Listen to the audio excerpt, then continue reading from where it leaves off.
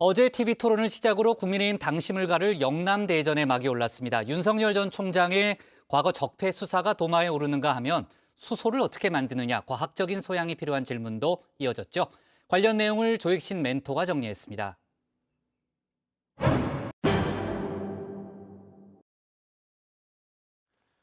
당심 50%, 민심 50%로 결정될 국민의힘 대선 후보. 책임당원의 절반가량이 몰려있죠. 경선의 향배를 가를 영남대전이 시작됐습니다. 어제 부울경 지역에서 첫 TV토론이 진행됐는데요.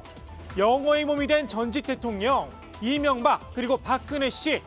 아직 영남엔 그 향수가 남아있다고 생각한 듯합니다.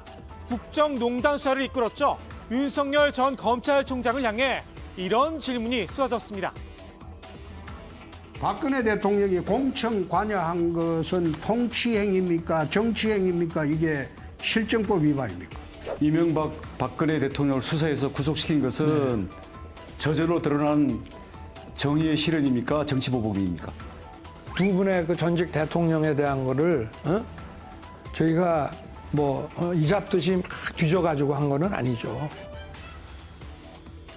이잡듯이 막 뒤진 건진 모르겠지만 윤 전 총장에게도 의혹의 꼬리표들이 붙어 있습니다. 홍준표 의원, 요즘 윤 전 총장만 만나면 기승전 도덕성 전법을 구사 중인데요. 어제도 예외는 아니었습니다.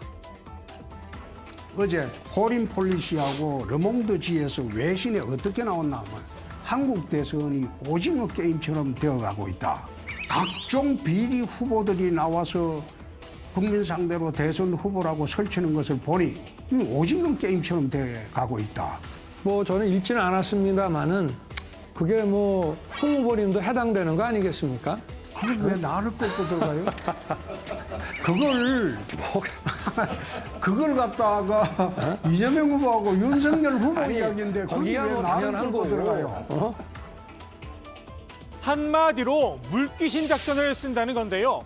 윤 전 총장 생각은 조금 다를 듯합니다. 이미 한 차례 처남은요 무지개 반사를 시전했었죠. 그렇지 않습니까? 네. 제가 말씀드리는 거는 도덕성 문제를 지금 주로 이야기하는 겁니다.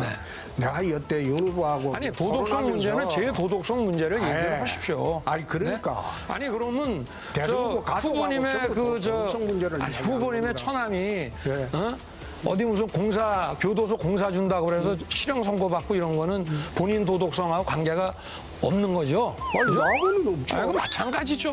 그건 직계이지 않습니까? 아니 집계든 뭐든 서로 생활과 그 경제 생활을 달리하는 사람인데 그거는 가족 공동체죠. 아이고 계속 하십시오 그럼. 지금 4분 이상 차이가 나고 뭐라 하시겠습니까? 4분 이상 차이가 나니까 이럴 때 제3자가 필요한 법이죠. 국민들을 대신해서라도 할까요?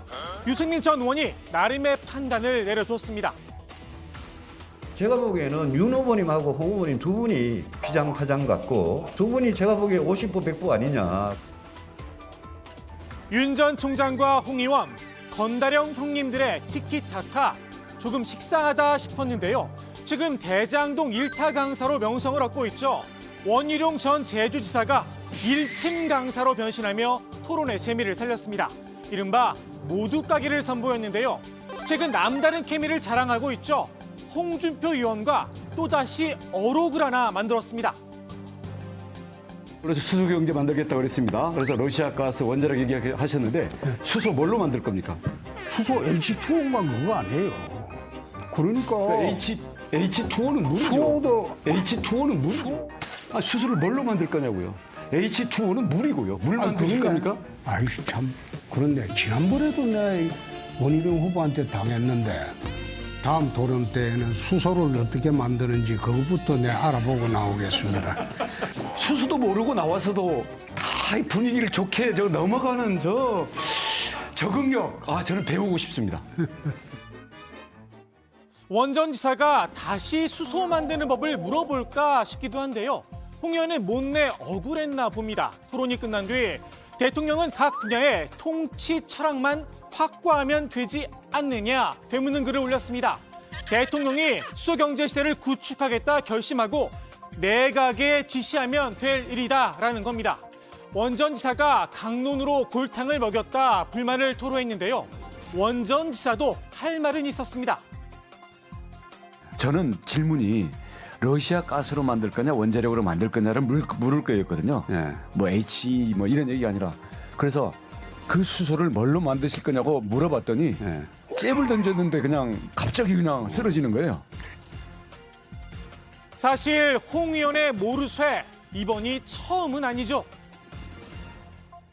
홍 후보님께서 G7을 내걸면서 잠재 성장률 3%로 국민소득 5만 불을 이루겠다. 5만 불이 되려면 몇 년이 걸립니까? 글쎄요. 그게 이제 우리 성장률이 2% 갖고는 아니, 어렵죠. 3%가 됐다고 치고. 예? 3% 됐다고 치고 몇 년 걸리냐고요.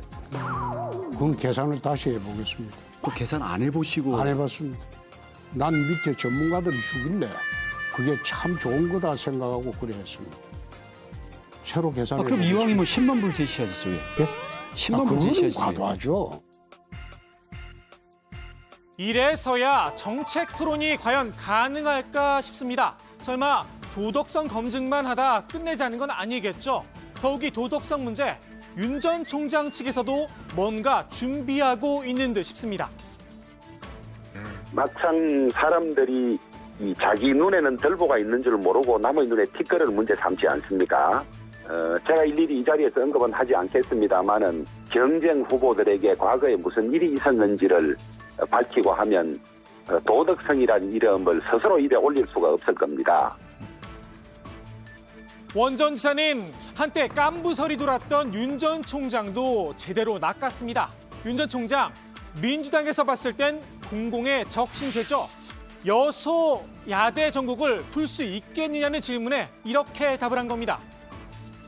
근데 지금 민주당은 180석에다가 윤석열 후보를 완전히 무슨 배신하고 뭡니까 아주 반감을 떠나가지고 적대감까지 갖고 있는 것 같은데 대통령이 돼서 정치를 여소야대 전국을 원활하게 할 수 있다고 생각하십니까? 뭐 얼마든지 저는 가능하다고 생각합니다. 제가 늘 이 말씀을 뭐 수도 없이 드렸는데 지금 이 민주당도 훌륭한 정치인들이 많이 있는데 예를 들어서요. 예, 누구를 예를 들을까요? 아 저는 훌륭한 정치인 잘 안 보이는데. 잘 안 보이세요? 예. 뭐 김남국 이런 사람들입니까? 뭐 이 자리에서 고 노무현 전 대통령을 죽음에 이르게 한 검찰 수사 그 책임도 물었는데요. 자 노무현 대통령에 대한 수사는 정치 보복입니까? 저절로 드러난 겁니까? 저는 그 당시 수사에 관여를 안 했습니다만은 그러나 전직 대통령을 그런 방식으로 하는 거는 한다고 하더라도 그거는 한다 그러면은 그거는 정권에 엄청난 부담이 되기 때문에 그건 아주 어리석은 정치인들이나 어리석은 대통령이면 그렇게 하겠죠. 노무현 대통령에 대한 수사가 정치 보복입니까? 아닙니까? 아니 그거를 수사를 안 한 사람이 어떻게 얘기를 하겠습니까? 네. 수사를 하지 않았다는 윤 전 총장의 말, 거짓말 논란에 휩싸였습니다. 노 전 대통령이 서거한 뒤이긴 하지만 대검의 중수 1과장으로 가족 수사를 맡았었죠. 노무현 대통령 가족을 둘러싼 수사는 많았기 때문에 관여됐을 수는 있겠죠. 그러나 그 소위 수사의 가장 본령이라 할 가장 중요한 노무현 대통령 본인에 대한 수사에 관여하지 않았다. 이런 취지가 아닌지 모르겠습니다. 원 전 지사, 같은 수재형 정치인으로 통하죠. 유승민 전 의원에겐 잔기술 없이 바로 돌직구를 날렸습니다. 복지 재정 문제를 놓고 주거니 받거니 토론을 벌이다가 국회의원으로서 여태껏 한 게 뭐가 있느냐 훅 들어간 겁니다. 국회의원 몇 선 하셨죠? 4선 했습니다. 원내대표까지 하시면서 거기에 대해서 어떤 발언이라거나 개선 노력을 하신 적이 있냐고요? 어떤 일을 저는 하셨는지. 늘 중앙정부가 복지는 다 이렇게 책임지는 게 맞다고 생각했고 그런 걸 잘하기 활동은요? 위해서 제가 대통령 출마했습니다. 예. 사선 의원하고 예. 원내대표 하면서 그걸 위해서 그동안 한 게 뭐가 있습니까? 뭐 또 한 게 없는 아, 왜 것도 뭐가 원내대표나 있습니까? 의원들은 안 왔다가 그거 하려고 대통령 하시는 겁니까? 지금까지 아니죠. 못한 거 하시려고? 아니죠. 그렇게 말씀하시면 안 되죠. 지난번 마스 토론 때 쌓인 앙금이 조금 남은 듯도 한데요. 마스 토론의 훅폭풍, 윤석열 전 총장과 홍준표 의원도 현재 진행형입니다. 이른바 어깨 툭 영상이 화제가 됐죠. 썰전 라이브 팀의 비디오 판독 결과 일단 어깨를 툭툭 친 건 상호 간에 주고받은 걸로 확인이 됐습니다. 다만 자막으로 처리된 입모양은 여전히 물음표입니다. 홍준표 캠프에선 무례하기 짝이 없다는 입장을 내놓기도 했죠. 진실은 두 사람만이 알 듯한데요. 다만 이런 분석도 있긴 합니다. 정겹게 또 아주 환하게 웃으면서 툭 쳤기 때문에 수고하셨습니다라고 받아들일 수가 있었겠죠. 어쨌든 굉장히 재밌는 광경이었습니다. 만약에 그 이야기를 들었다면 진짜 버르장머리를 제대로 하긴 홍 의원이 가만히 있을 뿐이 아니긴 합니다. 마스토론에 앞서 이런 호언장담도 있었죠. 그냥 철이 없어 그러려니 했는데 이거는 오면 방자하기 이럴 데가 없지. 내일 내 1대1 토론할 때 그냥 안 둘 거야. 깍두기처럼 본경선에 올라와 깐부 동맹을 뒤로하고 매서운 입심을 선보인 일침 강사 원희룡. 원전지사의 활약, 경선 판도에 어떤 영향을 미칠까요? 오늘의 톡손 한마디 원전지사의 말로 정리합니다.